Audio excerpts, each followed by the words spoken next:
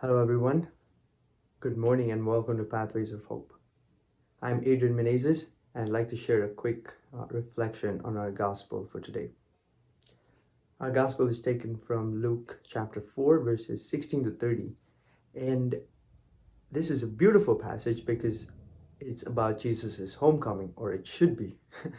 Jesus goes home to Nazareth and the people in his town are excited to receive him. He receives at the start a hero's homecoming, and they even ask him to go up in the front in the synagogue and read.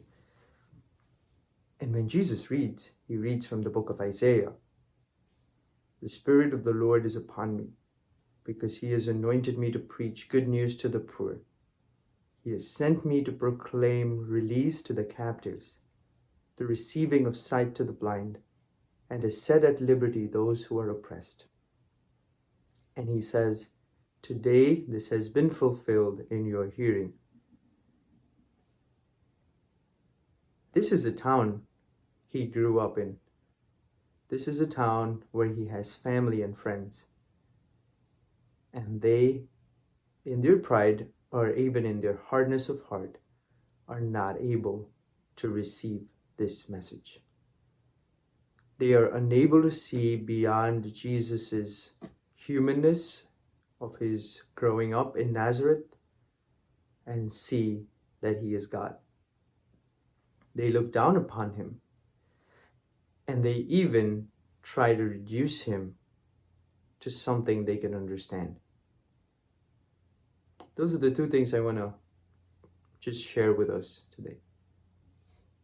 It's very natural, very normal sometimes for us to, in our pride, look down on others. And I want to raise that up for us to meditate on. How many times have we looked down upon others? We might not call it pride. We might not call it looking up at ourselves. But when we look down on others because of what they say and who they are, it stems deeply from our own pride. St. Paul in Philippians 2 says, be humble and count others better than yourself. And I want that to encourage us today. Let us not, in our pride, look down upon others, but in humility, raise others up. The second one, we try to box God. We try to understand everything we can about him. But God is not someone we can comprehend. St. Augustine says, if you comprehend or if you understand something, that is not God. Because we will not be able to understand him. The beauty of Jesus proclaiming this, that I am the Redeemer, as he does in today's gospel, he preaches that I am the Redeemer, I am the Messiah. The Spirit of the Lord is upon me. He has anointed me to preach good news to the poor.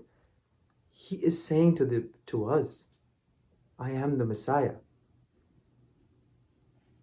And we may not understand it, because we will never understand or comprehend God in his fullness, and even his works, or what he does in its fullness, even his plans in its fullness. And it's okay to not understand, because when we do not understand, it doesn't mean that we cannot believe. It actually means there is grace for you to believe.